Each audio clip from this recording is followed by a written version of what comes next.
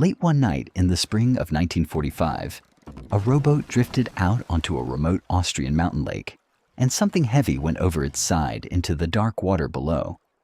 It was not the only crate. Boat after boat went out that night, each one returning empty, each one leaving something behind in the water for good.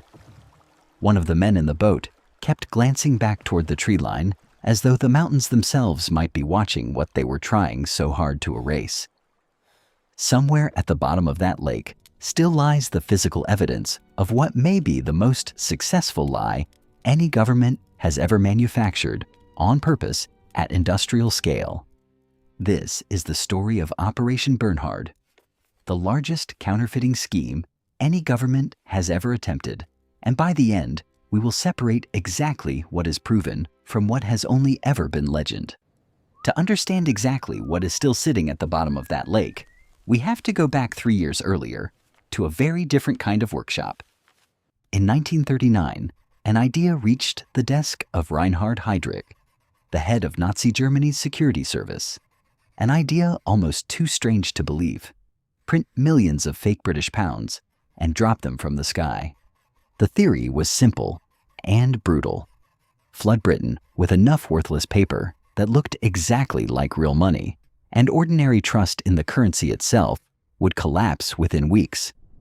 The problem was matching the note itself, its exact paper, its hidden watermark, its ink, closely enough to survive a bank teller's glance. For nearly 3 years, the idea barely moved past this desk. In the summer of 1942, Heydrich himself was killed in an ambush in Prague, and with him went whatever urgency the idea still had. Later that same year, Heinrich Himmler, chief of the SS, picked the idea back up, and this time gave it a name and a manager. That manager was Bernhard Kruger, an SS major with a background in engineering, chosen precisely because he treated forgery less like sabotage and more like a very difficult manufacturing problem. Kruger was handed a simple brief: build a workshop capable of producing British currency good enough to fool the Bank of England itself, and staff it with whoever it took. He began by requesting something no one had ever requested from a concentration camp before: a list of every prisoner with a skill in printing, engraving, banking, or forgery. The request traveled to camps across occupied Europe, quietly pulling in printers, engravers, painters, and bank clerks who had no idea why they were suddenly being singled out. Their destination was Sachsenhausen, a concentration camp just north of Berlin, where 2 ordinary-looking barracks had already been chosen for a workshop, unlike anything else inside the wire. These 2 blocks were sealed behind their own fence, cut off even from the rest of the camp, and the men inside were forbidden from ever explaining what they did there. Inside, real beds replaced wooden planks, real food replaced watery soup, and printing presses were assembled where prisoners had expected only more hard labor. Just beyond that second fence, the ordinary camp went on exactly as it always had, and every man inside the workshop knew it. Among the men eventually brought here was a young Czechoslovak printer named Adolf Berger, and the reason he had first been arrested was almost too ironic to invent.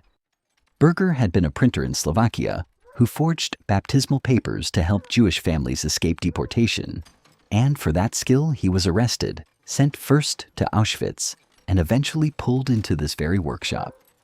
The same steady hands that once forged papers to save lives were about to be put to work, forging currency for the regime that had taken his wife from him.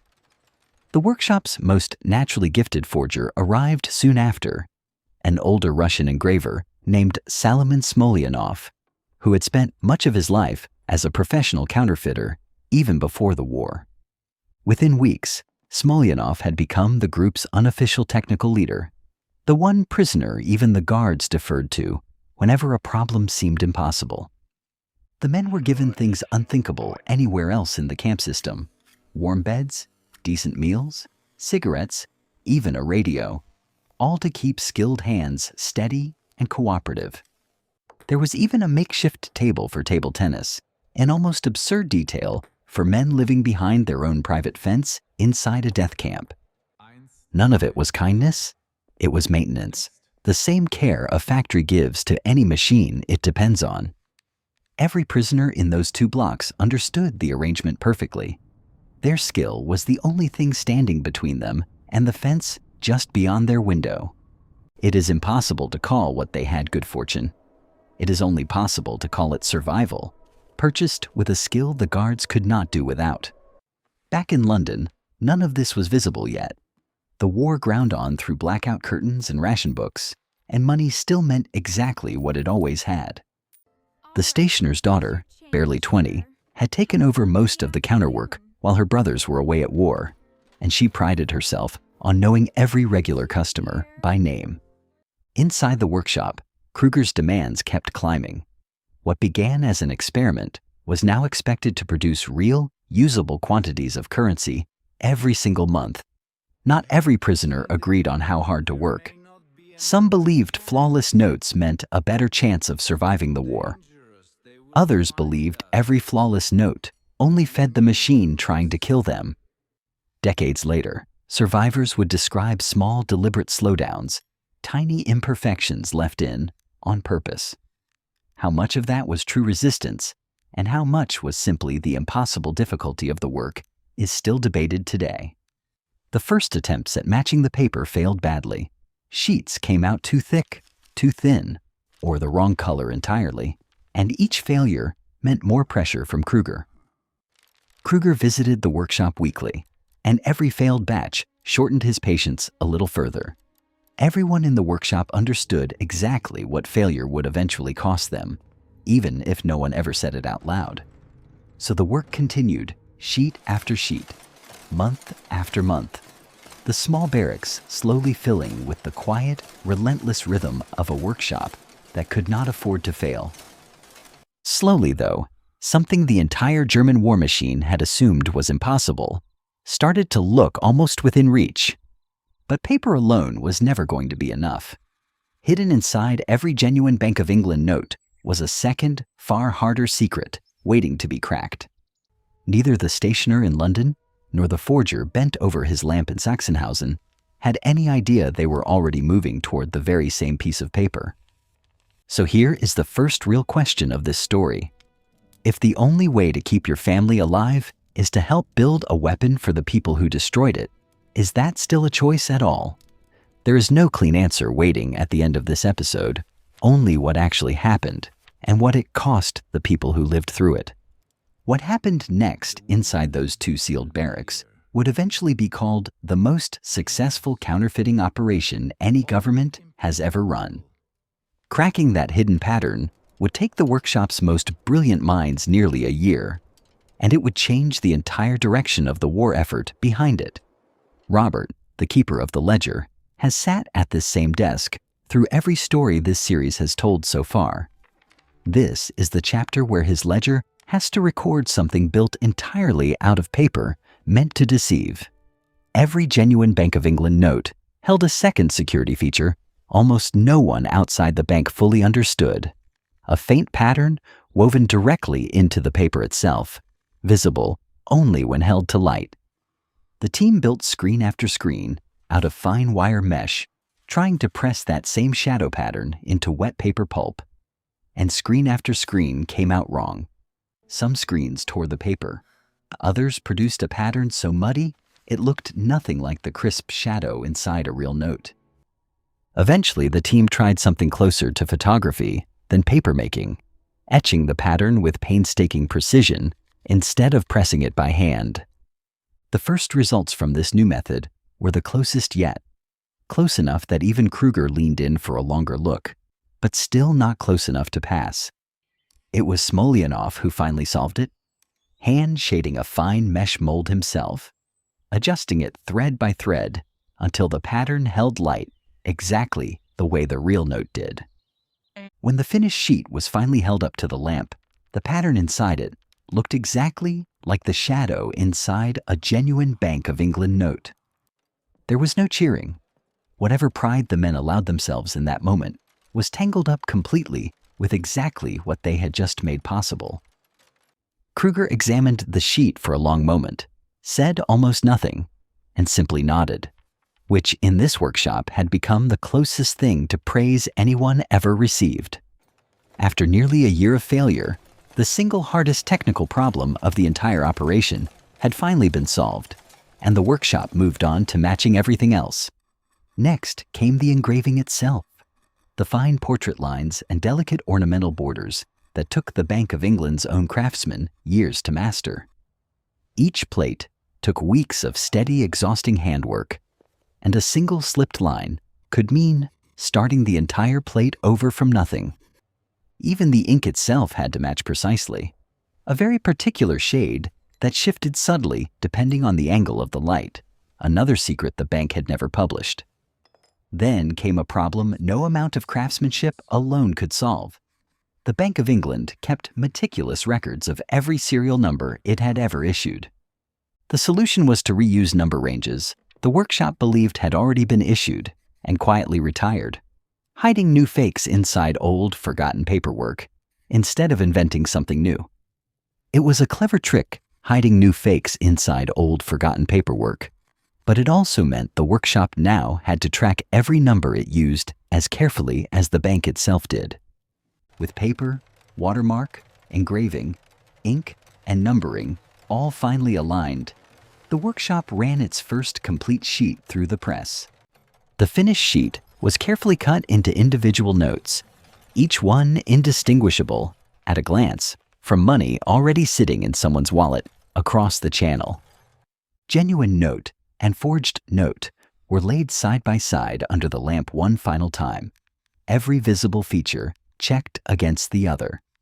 Kruger inspected the result personally, turning the note over slowly in his fingers under the light, searching for any flaw that might still betray it. He found nothing. For the first time, a note made inside a concentration camp was, by every visible measure, indistinguishable from the real thing. A finished note was quietly tested outside the camp, passed across a counter in an ordinary transaction, and accepted without a second glance. For the men who had built it, the news landed as relief and dread at once. Their skill had just been proven beyond any doubt, and so had exactly what that skill could now be used for. With the method proven, the workshop scaled up fast, and what had been a small, careful experiment became a real production line. Separate teams now handled the paper, the plates, the ink, and the cutting, each prisoner narrowed down to a single repeated task.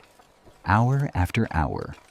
Kruger set a quota for every week, and the quota only ever moved in one direction, upward. Small acts of ordinary humanity survived anyway. Someone hummed a half-forgotten tune under his breath while he worked, just quietly enough not to be noticed. Scraps of news reached them anyway, carried in by a sympathetic guard, or overheard on a radio left on too long. Each fragment, either a small hope or a fresh worry. Berger's careful, orderly mind earned him a position close to the workshop's actual paperwork, organizing typesetting and serial numbering, a role of unusual trust for a prisoner. Some of the prisoners began keeping their own private count of what they had made, a small act of documentation that would matter enormously after the war. The first real shipment of finished notes was packed into plain wooden crates, sealed, and loaded onto a waiting truck under guard. Kruger himself watched the truck pull away, counting the crates twice before it left, as if the entire operation's worth rode on that single delivery. None of the prisoners who made that first shipment knew exactly where it was headed, and the true destination would have surprised every one of them. It disappeared down that dirt road exactly like every shipment after it would, carrying paper that looked exactly like money, toward a use no one inside the workshop had ever imagined. Back in London, on an ordinary afternoon in 1943, a woman behind a stationer's counter took a £5 note in payment, held it up to the window light out of pure habit, and stopped. Something about the paper felt wrong under her fingers, too smooth in one corner, too stiff in another. She set it aside to ask someone at the bank the next morning, never guessing where that note had actually begun. The street outside was ordinary wartime London, Sandbags stacked at doorways, a torn poster fluttering on a wall, life carrying on in spite of everything. At the bank, she handed the note across the counter and mentioned, almost as an afterthought, that it had felt slightly wrong in her mother's hands the day before. The clerk, uncertain himself, sent the note upstairs to a quieter office where the Bank of England kept a small team whose entire job was examining exactly this kind of doubt. There, the bank's examiner, a careful older man who had spent decades studying every detail of a genuine note, laid it flat under a bright lamp and reached for his loupe. He placed it beside a genuine note from his own desk drawer, the two lying side by side under the lamp exactly as they had, weeks earlier, on a workbench inside Sachsenhausen. For a long moment, he found nothing wrong at all, which worried him far more than an obvious flaw ever could have. He asked to keep the note for further study and quietly began a file that, within months, would grow into one of the most urgent investigations the bank had ever opened. That single note in that single drawer was, without anyone in London realizing it yet, one of millions already moving quietly through the war, and the examiner was about to discover exactly how many. Within weeks, similar notes turned up in other banks around Britain, each one flagged by a nervous clerk who could not quite say what felt wrong. One or two convincing forgeries could be the work of a single clever criminal. This many, this consistent, could only mean something organized and something much larger. Back at the workshop's command level, the original idea, dropping millions of notes from the sky to crash the economy overnight, was quietly being reconsidered. By 1944, British aircraft controlled the skies over the channel so completely that a mass airdrop risked losing the entire shipment, or scattering the evidence exactly where it could never be explained away. So the plan quietly changed direction. Instead of trying to crash a whole economy at once, the counterfeit pounds would be spent carefully, funding secret operations no one back home would ever be told about. One of that money's first destinations was Ankara, the capital of neutral Turkey, a city where diplomats from every side of the war lived and worked within walking distance of each other. Inside the British ambassador's residence worked a quiet, meticulous valet named Eliesa Bazna, trusted with the household's most private rooms. At night, once the household was asleep, Bazna quietly photographed documents from the ambassador's private dispatch box, one page at a time. He sold what he photographed to German intelligence officers working out of the embassy nearby under the code name the Germans gave him, Cicero. A large part of what Cicero was paid came directly from Kruger's workshop, in notes that looked, felt, and spent exactly like real British money. Every sum spent this way should, in theory, have appeared somewhere in a German ledger. In practice, an operation built on secrecy rarely keeps an honest set of books. Remember that detail. It matters again later, in a way almost no one involved could have predicted at the time. The documents Cicero copied touched on Allied diplomatic and military planning, information valuable enough that German intelligence kept paying for months without ever meeting him in person. Cicero was only one customer for this money. Another was a very different kind of operative altogether, a commando officer named Otto Skorzeny. By the autumn of 1943, Italy's deposed leader, Benito Mussolini, was being held under guard in a remote mountain hotel, and Berlin wanted him freed. Part of what financed Skorzeny's planning for that rescue, travel, bribes, and equipment, moved quietly through neutral channels, came from the very same counterfeit reserve. In September that year, a small glider force landed on the mountainside and freed Mussolini within minutes, without a single shot fired in the rescue itself. For Germany, the rescue became an enormous propaganda victory, a daring success story that never once mentioned where part of its funding had actually come from. Money made by starving, frightened men inside a locked barracks had just helped topple a mountain guard post and rewrite a chapter of the war, and neither the forgers nor the rescued leader ever knew the other existed. Back in London, the bank examiner's small file had grown into a locked cabinet of its own. Every note inside it, disturbingly, consistently excellent. We promised at the start of this episode to separate proven fact from legend by the end, and we are about to reach the point in the story where that separation matters most. Because from here, the story stops being only about paper and ink and becomes a story about exactly how much damage a very good lie can do once it starts moving on its own. The bank examiner's team began the grim work of estimating just how many forged notes might already be circulating, and the early estimates alarmed everyone who saw them. In 1943, the Bank of England made a drastic decision. Notes of £10 and above would be withdrawn from ordinary public circulation entirely, kept mostly for use between banks instead. For ordinary customers, it meant fewer large notes changing hands at all, an inconvenience most people barely noticed in a country already used to rationing everything else. Word of the change reached the stationer's shop within days, along with a rumor, only half believed at first, that some of the missing money out there might not even be real. The daughter remembered with a small chill the very note she had carried to the bank herself only weeks before. Beyond Britain, the same forged pounds kept moving through neutral markets in Lisbon and Zurich, quietly buying strategic materials Germany could no longer easily obtain by ordinary trade. Among the goods purchased this way were raw materials used in weapons manufacturing, moved quietly through several hands so their true origin was never easy to trace. Some of the middlemen who handled this money never knew where it truly came from. Others knew exactly and simply found the arrangement too profitable to question. Rumors of unusually persistent forged British currency eventually reached Allied intelligence circles too, feeding suspicion that something larger than ordinary wartime crime was underway. Inside the workshop, none of this reached the prisoners directly. They kept working to the same unchanged quota, unaware of exactly how far their paper had already traveled. A rumor did reach them eventually, secondhand and unconfirmed, that somewhere out there their work might already have been noticed. For men whose only protection was their usefulness, the idea that the operation might be discovered was almost more frightening than the war itself.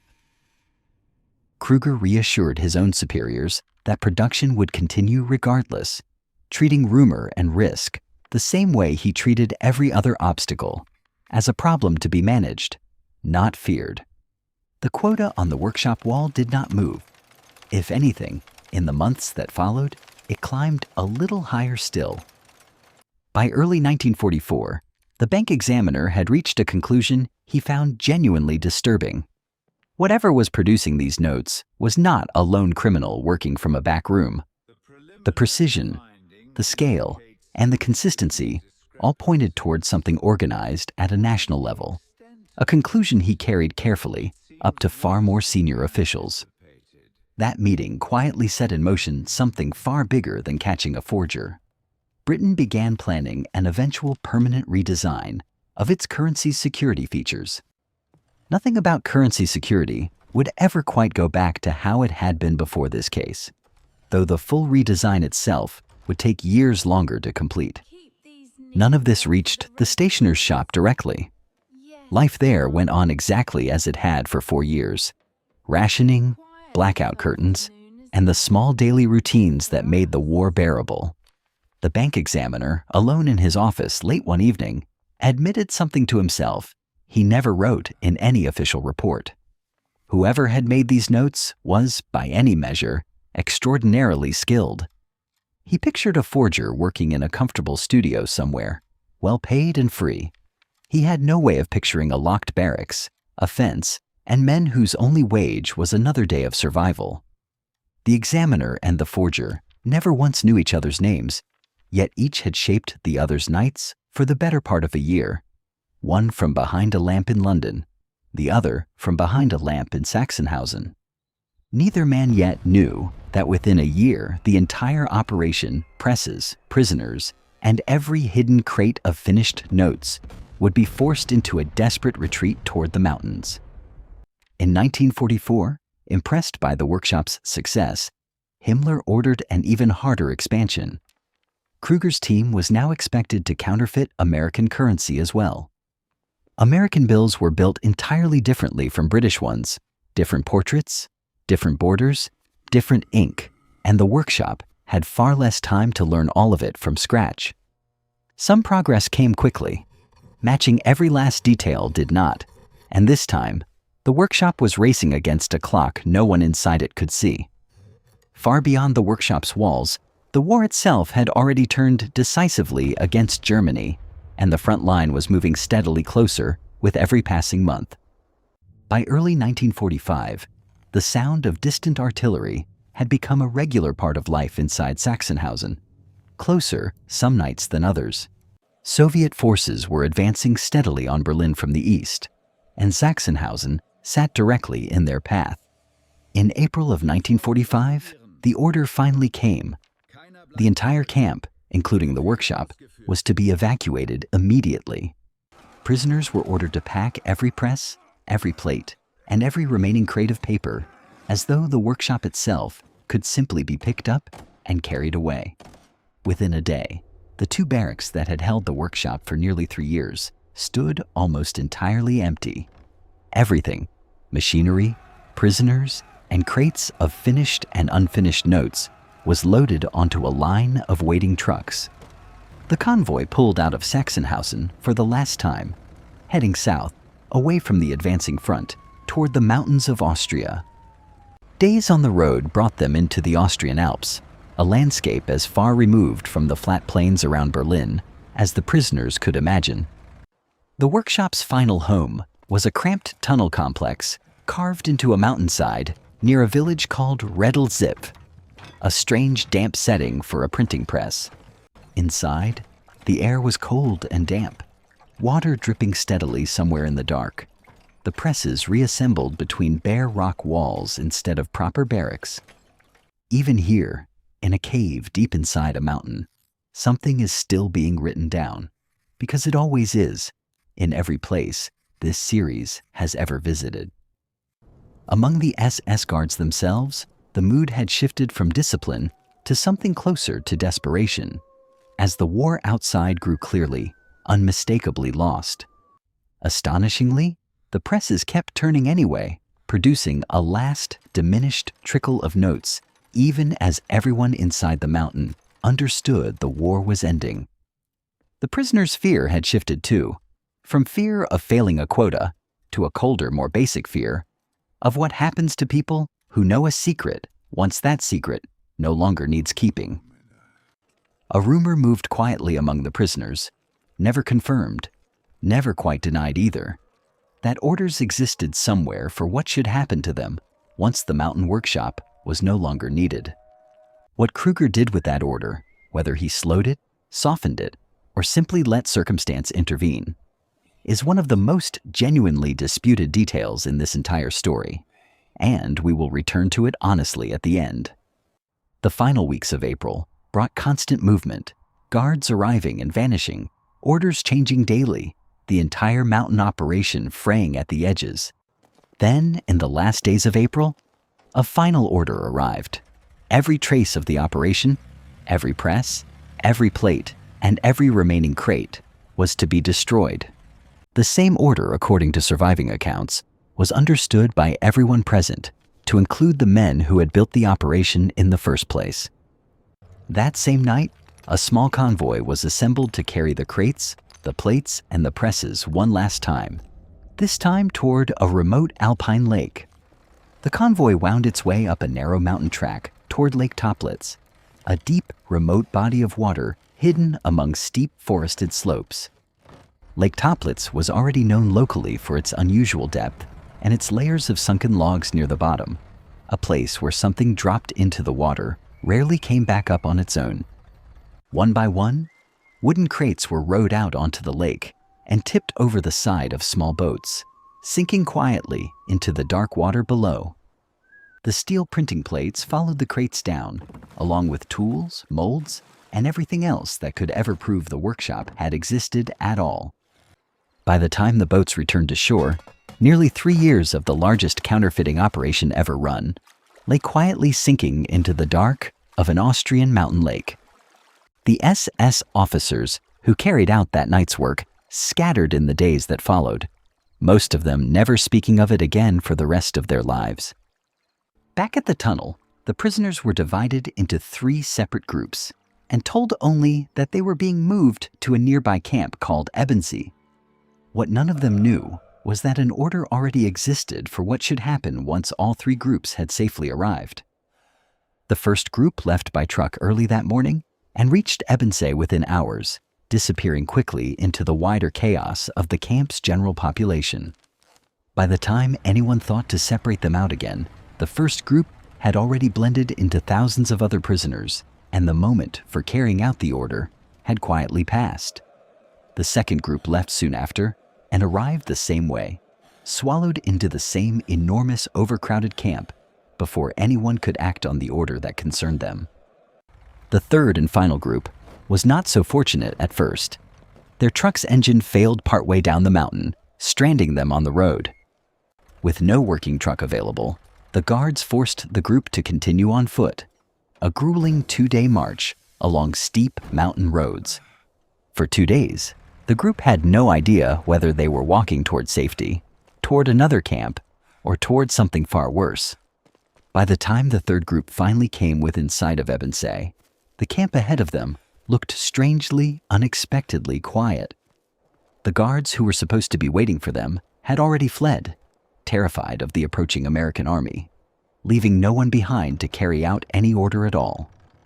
The third group walked into the camp expecting the worst, and found instead only silence, confusion, and, slowly, the beginning of an enormous, disbelieving relief. On the 6th of May, 1945, American forces reached Ebensee and liberated everyone still inside its gates.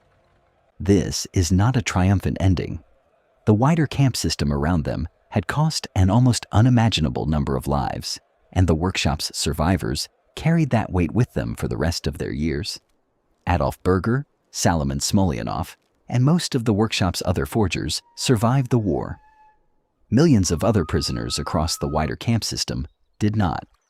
Far away in the mountains, the lake that had swallowed the workshop's evidence sat undisturbed, its secret intact, for 14 more years.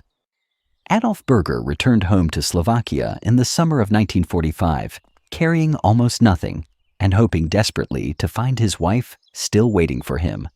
He learned instead that his wife, Gisela, had been murdered at Auschwitz, one loss among the millions the wider camp system had caused, but the one that would follow him personally for the rest of his life.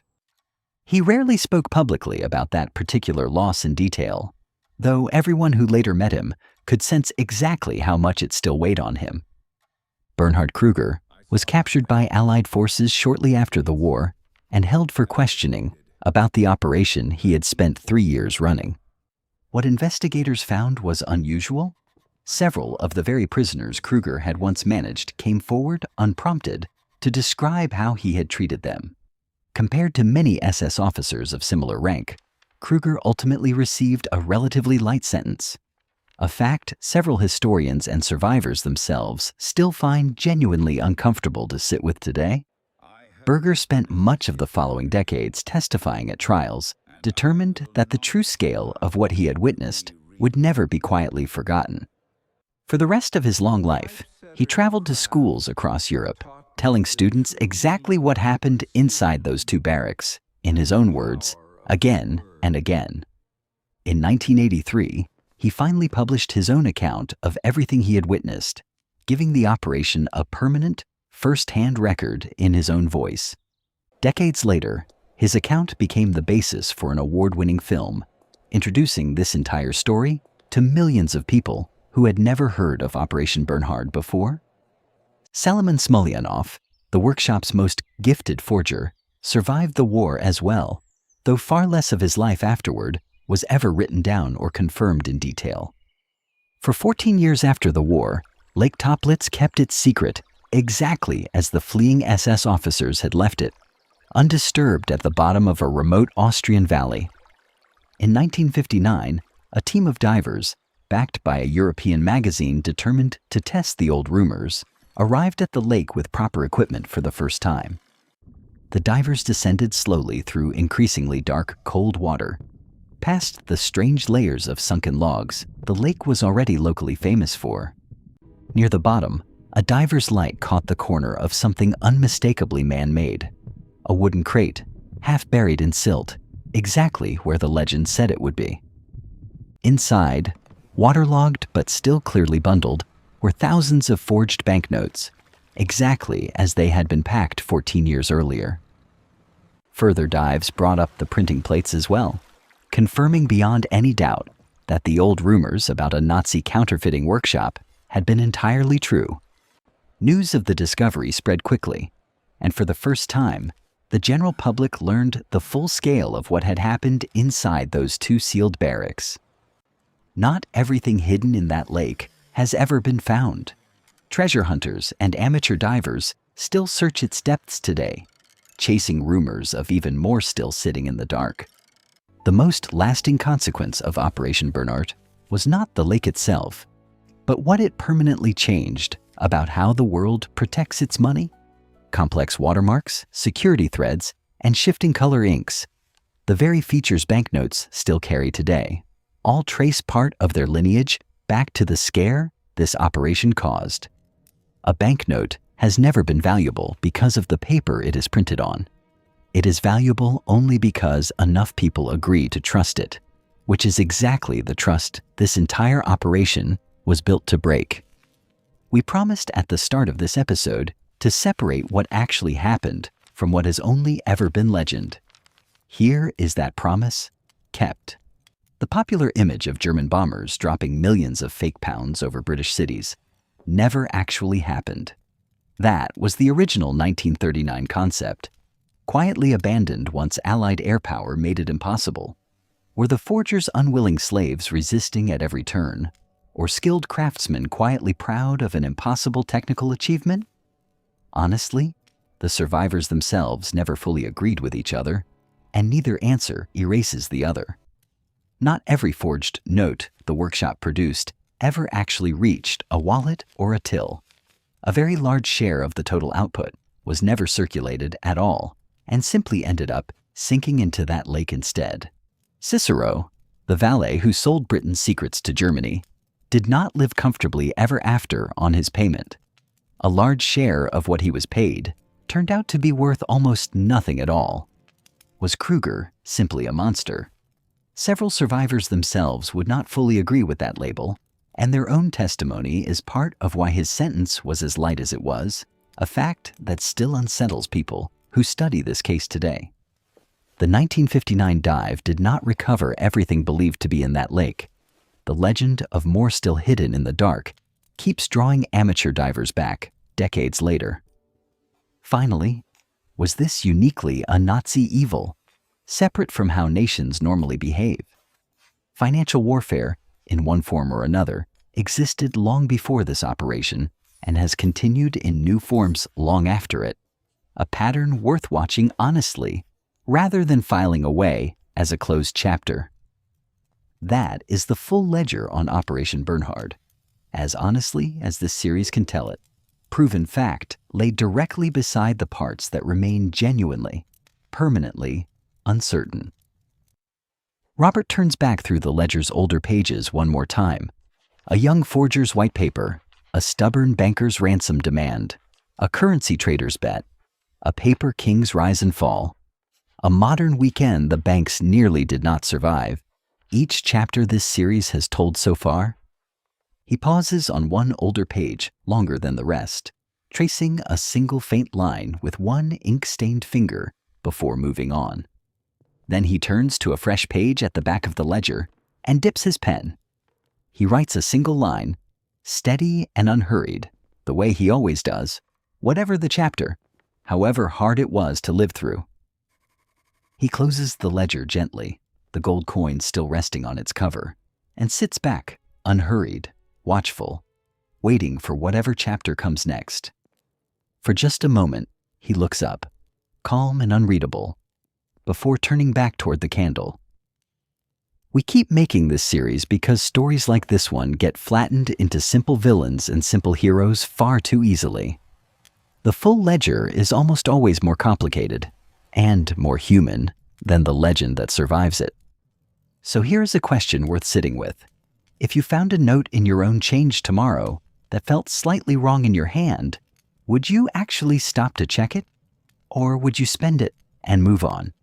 Tell us honestly in the comments.